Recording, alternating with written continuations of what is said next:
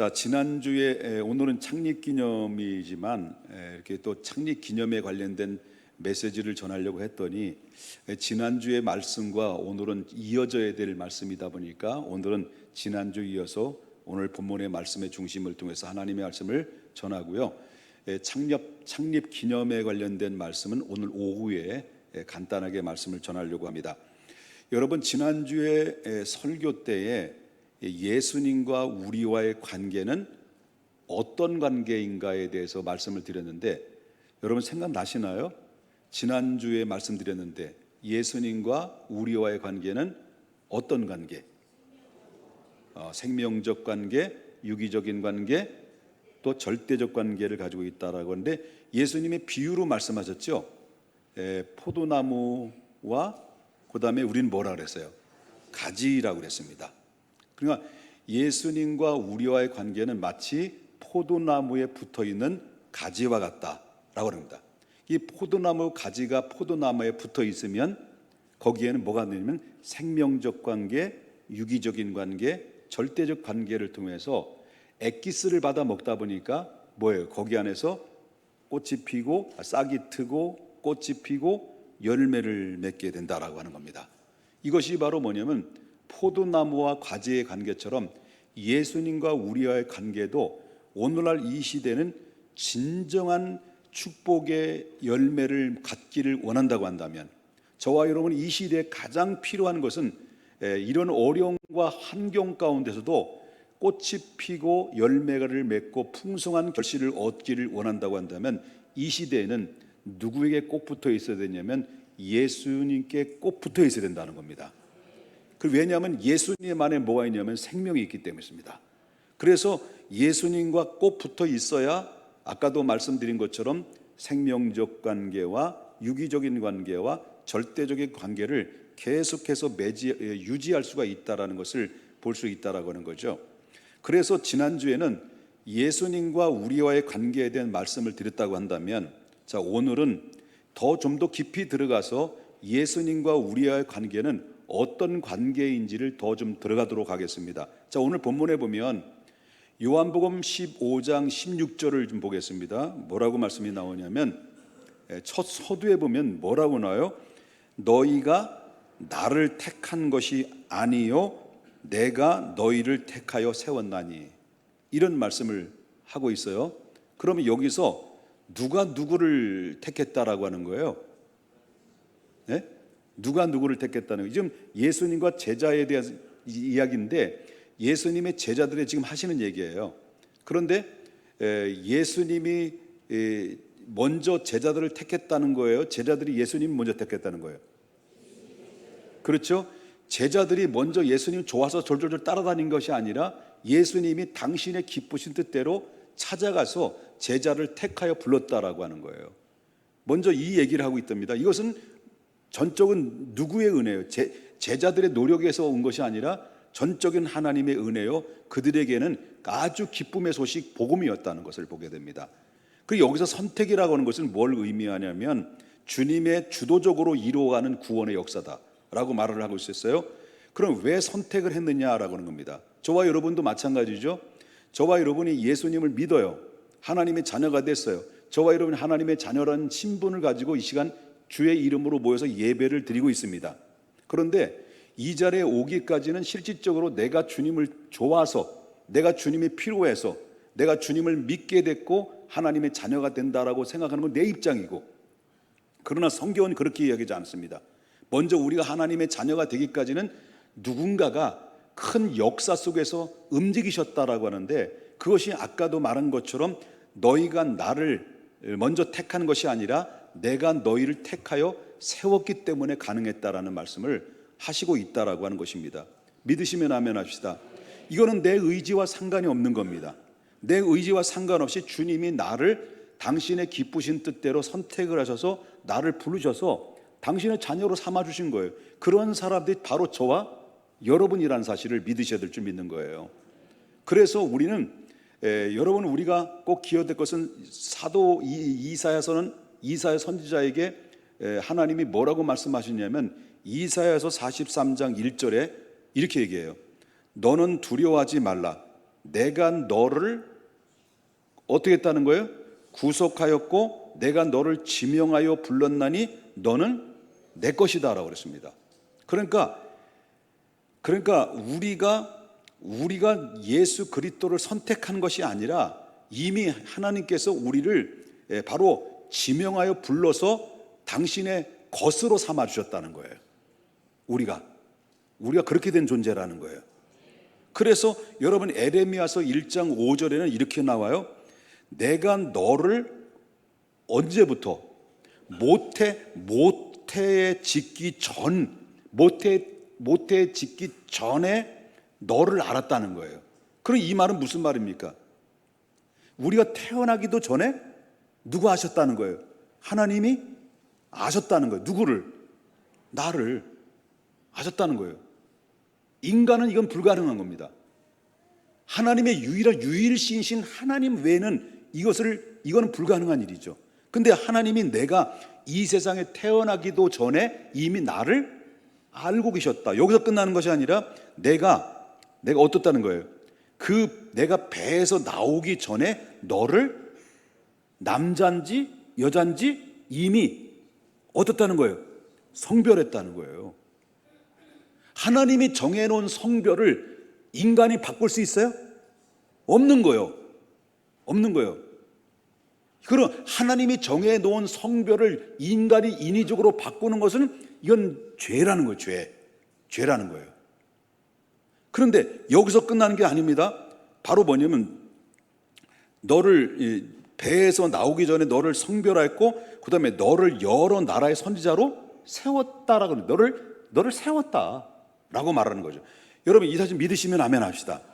근데 여기서 끝나는 게 아니면 성경이 또 뭐라고 나오냐면 에베소서 1장 4절부터 5절 보겠습니다. 하나님이 나를 어떻게 하셨다는 거예요? 이미 창세 전에 그리스도 안에서 우리를 어땠다는 거예요? 택하였다는 거예요. 택하였다. 그리고 어땠다는 거예요? 우리로 사랑 안에서 그 앞에 거룩하고 흠이 없게 하시려고, 그 다음에 뭐래요? 그의 기쁘신 뜻대로 우리를 예정하사 예수 그리스도로 말미암아 우리를 자기의 뭘로 삼아 주신 거예요? 아들들로, 하나님의 자녀로 우리를 삼아 주셨다는 거죠. 우리를 택했다는 거예요. 그리고 오늘 본문에도 똑같은 얘기예요. 오늘 본문에도 제자들이 하신 말씀이 너희가 나를 택한 것이 아니요 내가 너희를 어땠다는 거예요? 택하여 세웠나니. 믿습니까? 이거는 우리는 외모와 상관없습니다. 지식과 상관없습니다. 능력과 상관없습니다. 당신의 기쁘신 뜻대로. 너는 부유해도 가난해도 너를 사랑하여 구원했으니 너는 내 것이라 너는 내 것이라. 다 같이. 너는 잘났으나 못났으나 너의 모든 것을 알고 있으니 너는 내 것이라 너는 내 것이라. 너는 강하여도 약하여도 너의 힘이 되어 일으키리니 너는 내 것이라 너는 내 것이라 너는 내 것이라 너는 내 것이라 너는 내 것이라 너는 내 것이라. 믿으십니까? 이사야서 41장 9절부터 10절에 말합니다. 뭐라고 말씀하면 내가 땅끝에서부터 너를 붙들며 땅 모퉁이에서부터 너를 부르고 내가 이르기를 너는 나의 종이라 내가 너를 택하여 실어 버리지 아니하였도다 하노라. 두려워하지 마라. 내가 너와 함께함이라. 놀라지 마라. 나는 너의 하나님이니라. 내가 너를 굳세게 하리라. 참으로 너를 도와주리라. 참으로 나의 의로운 손으로 너를 붙들리라. 하나님이 당신의 기쁘신 뜻대로 택하셨으면 나는 다시는 너희를 놓지 않으리라. 내가 너를 끝까지 붙들어 주리라. 나의 의로운 손으로 너를 붙들어 주리라. 내가 너를 천국까지 데려가는 그 순간까지 단 한순간도 너를 놓지 않고 너는 나의 사랑의 포로라고 하는 하나님의 일방적인 선언 앞에 우리는 하나님 앞에 감사하지 않을 수가 없다라고 하는 겁니다. 여러분, 여기에서 절대적인 안심이 있는 겁니다. 여기에 절대적인 평안이 있는 것입니다. 이 사실을 저와 여러분이 깨닫는다고 한다면 우리는 하나님 앞에 절대로 교만할 수가 없다라고 하는 것입니다. 이것을 우리가 받아들인다고 한다면 여러분은 우리의 미래에 대한 염려나 그런 불안감도 없어질 것입니다. 그렇기 때문에 왜냐하면 그 이유가 있다고 한다면 여러분, 내가 사망의 음침한 골짜기로 다닐지라도 해를 두려워하지 않는 것은 그 이유는 주께서 나와 함께 하시기 때문이라. 주의 지팡이가 나를 안위하시기 때문이다라고 이렇게 말씀하셨습니다. 그렇기 때문에 저와 여러분이 어떤 존재입니까? 내가 나를 볼 땐 보잘것없게 여길 수 있습니다. 다른 사람이 나를 보잘것없고 초라하게 여길 수 있습니다. 그러나 하나님은 그렇지 않습니다. 하나님 여전히 여러분을 기뻐하시고 여러분을 사랑하시고 여러분을 끝까지 하나님께서 포근하게 안아주셔서 하나님의 의로운 손으로 여러분을 잡아주셔서 나의 사랑, 나의 어여쁜 자야, 나와 함께 가자. 주님은 지금도 여러분들의 손을 붙들고 이끌어 가시는 하나님의 사랑의 손길이 있다는 사실을 믿으시면서 영적인 바로 자존감을 높여주시길 바라겠습니다.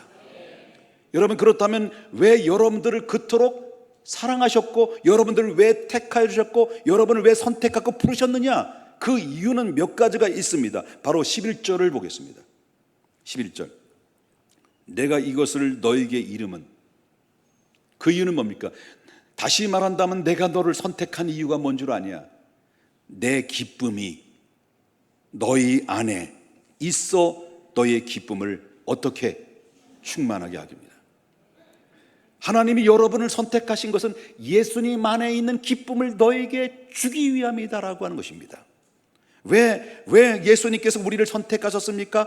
예수님의 기쁨을 우리에게 주시려고. 왜 예수님께서 우리를 위해서 십자가에 죽으셨습니까? 그것은 바로 인생의 무모한 무의미로부터 우리를 해방시키시고 결국은 영원한 천국의 소망을 갖게 하시려고 예수님께서는 우리를 위해서 십자가의 희생을 당하셨습니다. 이 사실을 깨닫는 자는 이 세상에 알지 못하는, 이 세상 사람들이 느끼지 못하는 기쁨을 얻게 될 것이고 거룩한 기쁨을 얻게 될 것이고 바로 최고의 기쁨을 얻게 되는 것이 바로 이 하나님의 은혜를 깨달으면 깨달을수록 얻어지는 값진 선물이라고 하는 것입니다. 여러분, 이 사실을 깨달았던 사도 바울은 뭐라고 이렇게 고백을 하냐면, 뭐라고 우리들에게 이렇게 선포하냐면, 데살로니가전서 4장 5장 16절부터 항상 기뻐하라, 쉬지 말고 기도하라, 범사에 감사하라, 이는 그리스도 안에 있는 바로 그리스도 안에서 너희를 향하신 하나님의 뜻이다라고 말했습니다. 바울은 예수를 만난 이후로부터 너무 감격했습니다. 왜 나 같은 이 죄인 중에 괴수 같은 나를 왜 사랑하시고 나를 선택하셔서 나에게 하나님의 선지자로 부르셔서 그 일을 맡겨주셨는지, 그 사명자가 된 이후로부터 그는 예수 그리스도의 생명의 복음을 전하다가 수없는 죽음의 위기를 봉착하는 그런 가운데 있음에서도 불구하고 감옥에 들어갔어도 바로 어떤 상황 앞에서도 그는 기쁨을 잃지 않았다고 하는 겁니다. 왜? 하나님 나를 선택해 줬기에. 그래서 기쁨을 잃지 않았기 때문에 이 바울은 빌립보 교인들에게 말합니다. 뭐라고 말합니까? 감옥에 갇혀 있는 상태 속에서 복음을 증거하다가 억울하게 감옥에 갇혀있는 그 처지임에도 불구하고 빌립보 교인들을 향해서 주 안에서 항상 기뻐하라, 다시 이루니 기뻐하라고 말합니다. 여러분, 스가랴 선지자는 이렇게 얘기합니다. 스바냐 선지자는 3장 17절에 너의 하나님 여호와가 너의 가운데 계시니 그는 구원을 베푸실 전능자시라. 다 같이 부를까요? 그가 너로 인하여 기쁨을 이기지 못하시며 너를 잠잠히 사랑하시며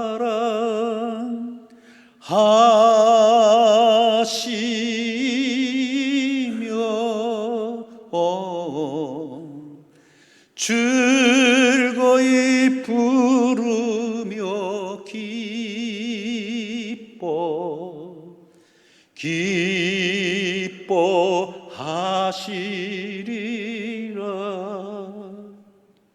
스바냐 선지자를 통해 주신 말씀이 뭡니까? 너의 하나님 여호와가 너희 가운데 계시니, 너희 하나님 여호와가 여러분의 중심 가운데 계시니, 너의 하나님 여호와가 나의 중심 가운데 계시니 그는 구원을 베푸실 전능자라. 여러분의 중심 안에 계시는 분은 여러분들을 구원을 베푸실 전능하신 하나님이 내 안에 계시다는 사실을 믿으셔야 된다는 거예요. 그 전능하신 하나님 내 안에 계셔서 그 하나님은 그가 너로 인하여, 바로 여러분으로 인하여, 여러분으로 말미암아 그 기쁨을 이기지 못하여서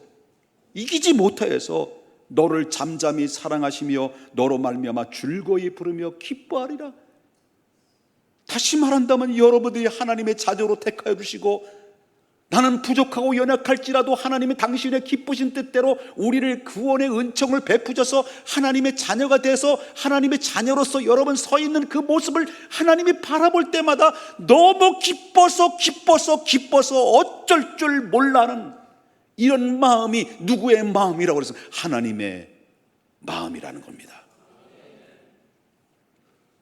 그래서 하나님이 여러분들을 한 걸음 한 걸음 뚜벅뚜벅 세상 속에 살다가 여러분 주님 전에 문을 열고 용기를 내어 여러분 이 자리에 온 것을 바라볼 때마다 하나님은 얼마나 기뻐하셨는지, 내가 너로 인하여 기쁨을 이기지 못한다, 그 얘기를 했습니다.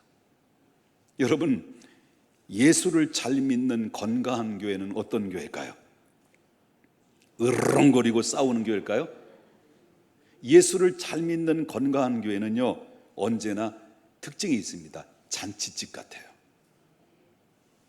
초상집 같지 않아요. 우리 교회는 무슨 교회 같아요? 잔치집 같이. 그러니까 이 잔치집은 특징이 뭐예요? 항상 기쁨이 있어요. 그리고 뭐 조금만 얘기해도 깔거리면서 웃어요. 여기 봐봐. 깔대면 웃어. 그리고 또 뭡니까? 늘 행복해요. 그런데 교회 오면 뭐 5만 가지 다 인상을 팍팍 쓰면서 무슨 벌레를 씹었는지 그냥 막 인상을 쓰고 오는 이런 사람들이 모여지면 어떠죠? 그 교회는 반드시 분쟁이 있어. 그런데 교회에 뭐하게 불만이 많은지, 왜 이 교회는 왜 이래, 왜 이 교회는 왜 이래, 이가 갈려 먹히면서 막 찡그리고 그리고 막 그래요. 여러분 옆에 분 한번 바라봐요. 당신은 찡그리요, 빵그리요?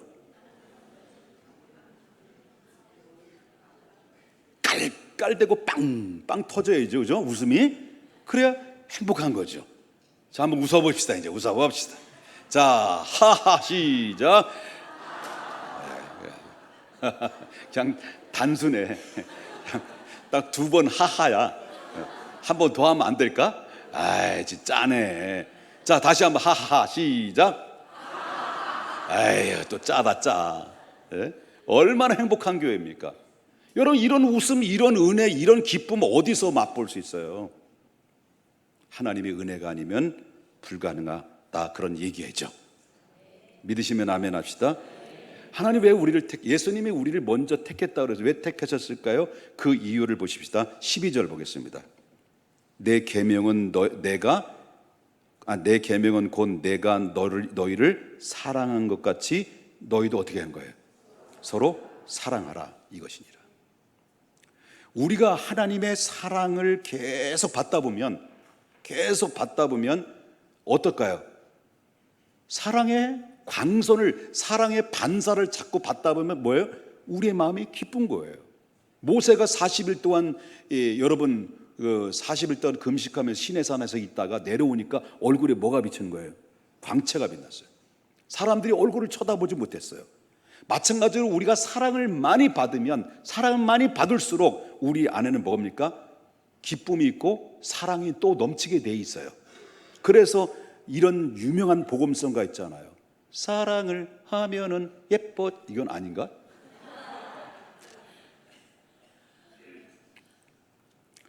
여러분, 그러나 꼭 들으셔야 됩니다. 물이 아무리 청하고 아무리 깨끗하고 맑은 물이랄지라도 그 물이 고여 있으면 썩단 말이에요. 우리는 늘 은혜를 받습니다.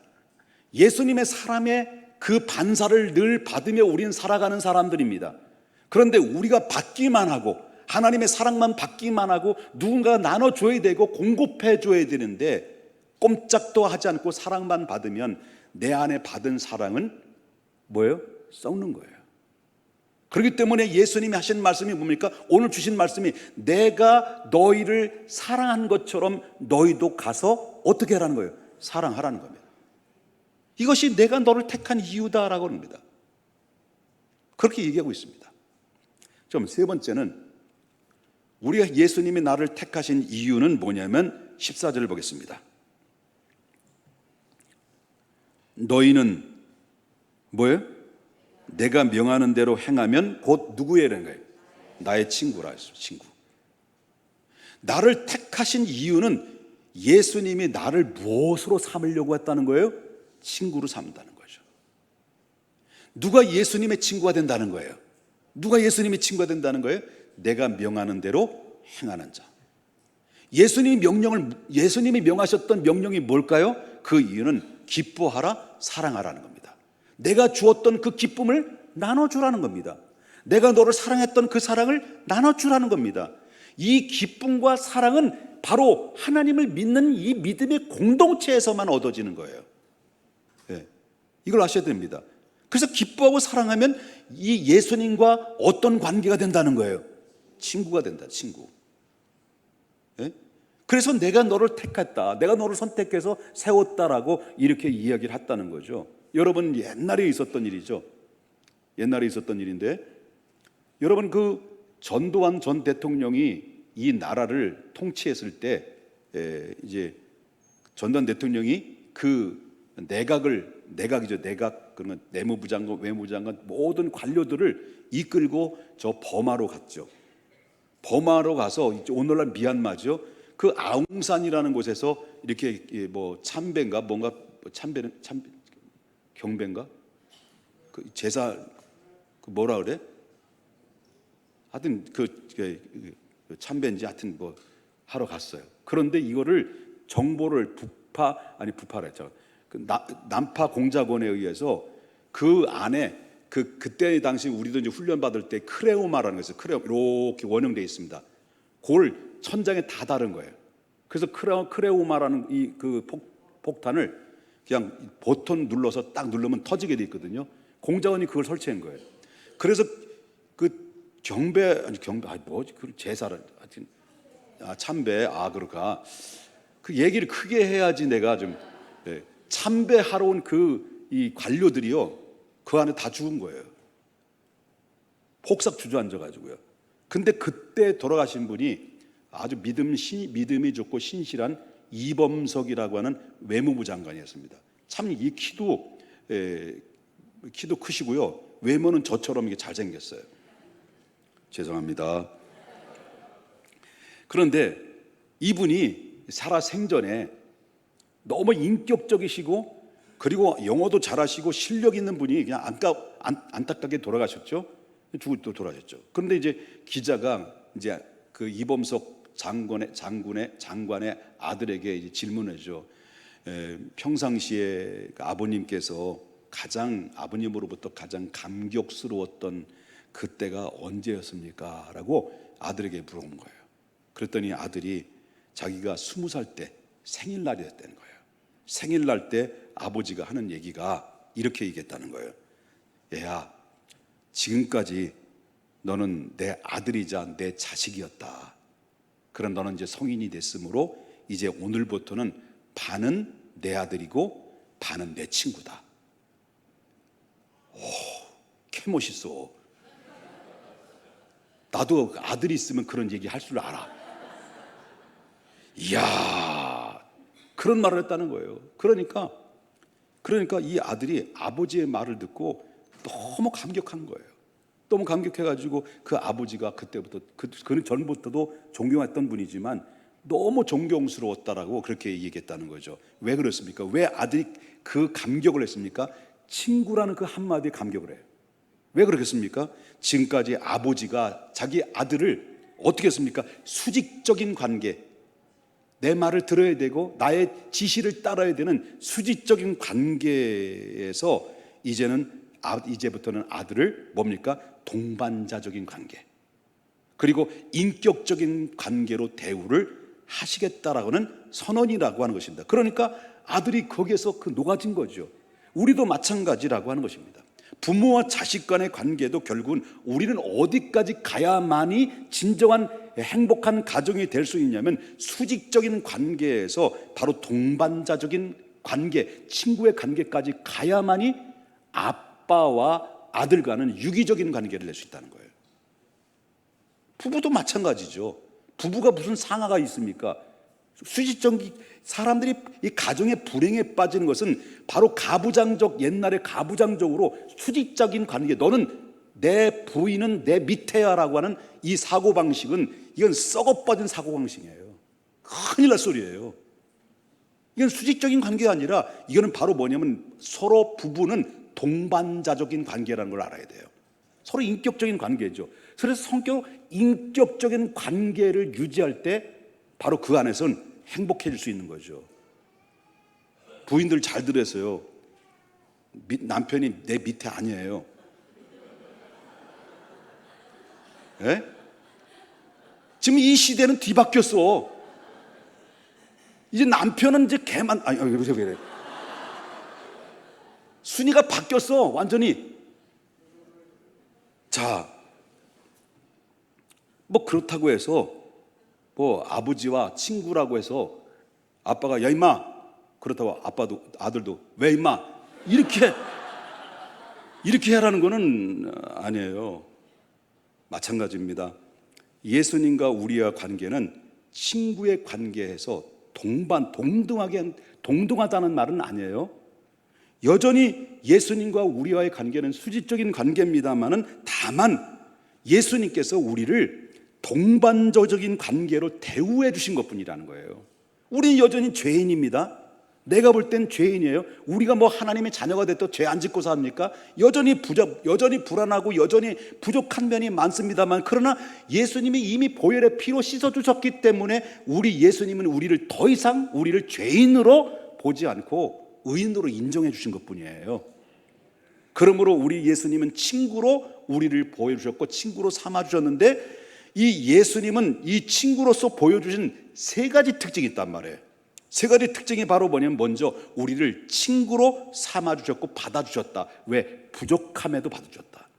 그 다음에 두 번째는요, 그리고 친구인 우리에게 당신의 모든 비밀을 알려주셨다는 거죠. 여러분 자식들이 그 숨겨 놓는 그 비밀들을 부모한테 얘기하는 줄 아세요? 엄마, 나 고민이 있어. 그래? 너 그죠? 엄마 뭐 고민도 얘기할 줄 알아? 예, 얘기해도 돼? 아이, 나 엄마 무서워. 얘기해, 괜찮아. 다 받아줄게. 무엇을 받아줄게? 엄마 10만 원만 줘. 그거는 아니죠. 여러분, 바로 부모한테는 비밀 얘기를 안 해, 자식들이. 근데 누구하고 얘기해, 비밀 얘기는? 친구에게 얘기해요. 이 친구의 관계가 이렇게 이런 친밀한 관계, 동반자적인 관계에서 비밀 얘기를 하는 것처럼 예수님께서도 우리에게 주신 그 특권은 바로 뭐냐고 말한다면 우리에게 깊은 대화까지도 서로 이야기 나눌 수 있는 그런 하나님이 특권을 주셨다는 거예요. 성경 보십시다. 성경에 뭐라고 나오냐면 요한복음 15장 15절 다시 보겠습니다.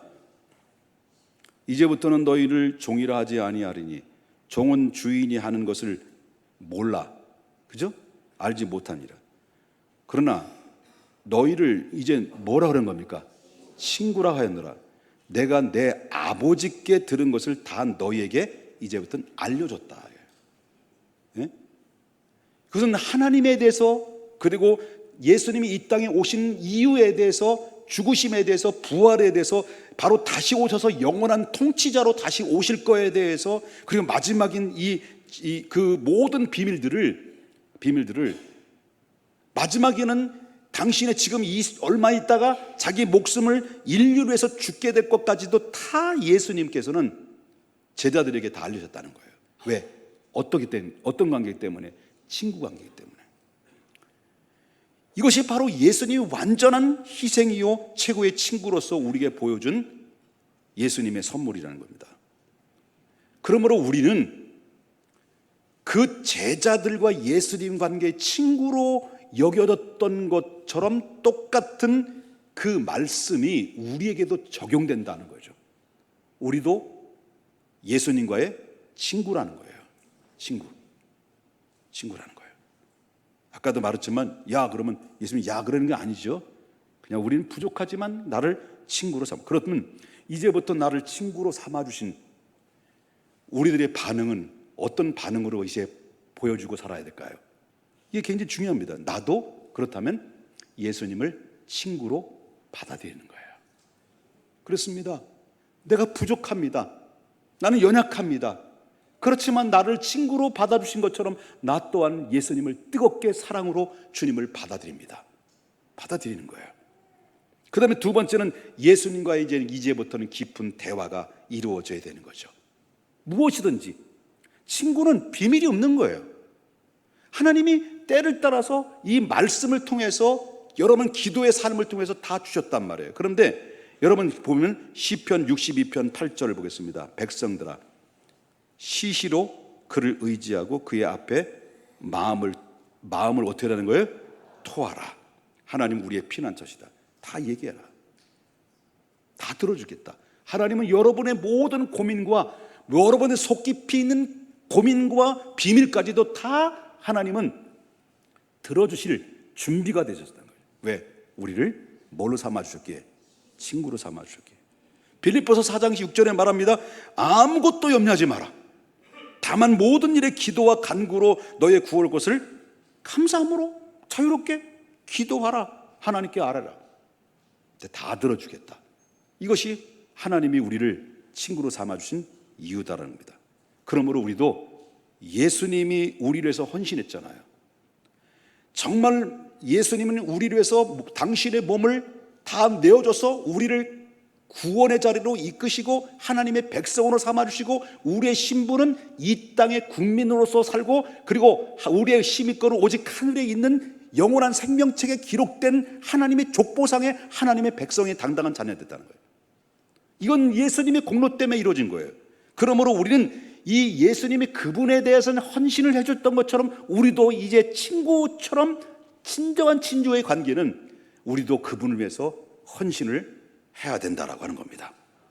그래서 요한복음 4장 14장 15절에 너희가 나를 사랑하면 나의 계명을 지키리라 했습니다. 신명기 6장 5절에 다 같이 읽겠습니다. 너는 마음을 다하고 뜻을 다하고 힘을 다하여 내 하나님 여호와를 사랑하라. 이제 결단하십시다. 결론을 맞습니다. 하나님이 허락하신 관계를 소중히 여러분 유지해야 돼요. 그리고 고독과 무의미 속에서 이제는 기쁨과 충만함을 인생으로 살아야 된다는데, 여러분 예수 그리스도와 함께 일생 동안 주님이 포도나무와 가지에 얘기한 것처럼 우리도 친구 되신 예수님께 꼭 붙어 있어야 돼요. 꼭 붙어 있어서 여러 해 동안, 여러 주 동안 우리 친구가 되어서 친밀한 관계를 계속 유지하게 되면 우리는 예수님으로부터 생명적 관계와 유기적인 관계와 절대적인 관계를 통해서 여러분 우리의 삶이 내가 그렇게 힘들게 버겁게 살지 않아도 주님이 나와 동행하시고 주님이 앞서서 나를 이끌어 가시면 그 인생은 쉬운 거지요. 얼마나 쉬운 겁니까? 우리 쉽게 갑시다. 쉽게 가자고. 왜 그렇게 어렵게 가려고 그래? 예? 왜 뺑 돌아가려고 그래요? 그래서 나온 복음성가 있잖아. 돌고. 자, 그러면 우리는 이번 주에 우리 한번 한 주간 동안 이렇게 적용하면 안 되겠습니까? 예수님이 나를 친구로 삼아주셨던 것처럼 이런 친밀한 시간들을 누군가가 나에게 필요로 한 사람들에게 나도 가서 그에게 친구가 되어주는 사람이 되어주면 안 되겠냐는 거죠. 나에게 친구가 되었으면 좋겠다라고 하는 사람이 우리 주변에는 많을 겁니다. 그렇기 때문에 단 한 사람이라도 이번 주에 누군가가 필요한 사람에게 찾아가서 그에게 손을 내밀어주고 그에게 친구가 되어준다면 예수님은 너무 기뻐하시지 않겠냐는 거죠. 왜? 하나님이 나를 친구로 삼아주신 것처럼 예수님도 그를 친구로 삼고 싶어 하는데, 우리를 통해서 바로 뭐냐면 그를 통해서 예수 그리스도의 사랑을 전해준다고 한다면 이 사람도 나를 통해서 예수님 믿는다고 하면 이 사람도 같이 한 친구가 되어서 아름다운 그 발걸음으로 우리의 목적, 선한 목적으로 같이 살아가는 공동체 안에서 승리자가 되지 않겠느냐는 겁니다. 예수님의 관계 속에서 참된 기쁨을 누리고 서로 사랑하며 친구로서 살아가는 삶의 실천적 우리 모든 사랑하는 성도님들 되시기를 주 예수 이름으로 축원합니다. 거룩하신 하나님 아버지,